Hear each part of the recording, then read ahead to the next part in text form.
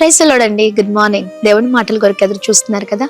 ప్రత్యేకంగా ఈ రోజున యెషయా గ్రంథం 48వ అధ్యాయము 17వ వచనం ద్వారా పరిశుద్ధాత్మ దేవుడు మాట్లాడనే ఉన్నారండి. నీకు ప్రయోజనము కలుగునట్లుగా నీ దేవుడైన యెహోవానగు నేను నీకు ఉపదేశము చేసేదను, నీవు నడవవలసిన త్రోవను నిన్ను నడిపించుదును. Praise the Lord. అద్భుతకరమైన మాటలు కదా. ఎస్, అవునండి. ప్రయోజనకరమైన ఉపదేశాలు ప్రభు ఉపదేశించే దేవుడై ఉన్నారు. అవి ఎప్పుడు కూడా మనకి మరి ఆశీర్వాదమే. Praise the lord.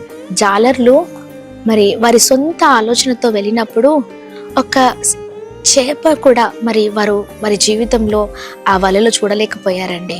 కానీ ఎప్పుడైతే దేవుని మాట విన్నారో, వల వేయమన్న చోట వారు దేవుని మాటకు లోబడి వల వేశారో, అప్పుడు అద్భుతమైన రీతిలో విస్తారమైన చేపలు వారు చూడగలిగారు.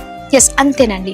మన ఆలోచన, మన నిర్ణయాలు, మన తెలివి ఎక్కడ కూడా మనం ఆశీర్వాదం చూసేటట్లుగా ఉండదండి. కానీ దేవుడి నిర్ణయం, దేవుడి ఆలోచనలు లేదా దేవుని ఉపదేశాలు మన జీవితంలో మనము ఆ దేవుని మాటకు లోబడినప్పుడు ఖచ్చితంగా ఆశీర్వాదాలు చూడగలుగుతాం. అందుకనే దేవుని ఉపదేశాలు ఎప్పుడు కూడా ప్రయోజనకరమైనవి, మనకు మేలు చేసేవి, మనకు మంచి చేసేవి. అందుకనే సొంత నిర్ణయాలు, సొంత ఆలోచనలు వదిలిపెట్టి దేవుని మాటలు పట్టుకుందామా, ఆయన మాటకు లోబడదాం. Praise the Lord. God bless you all.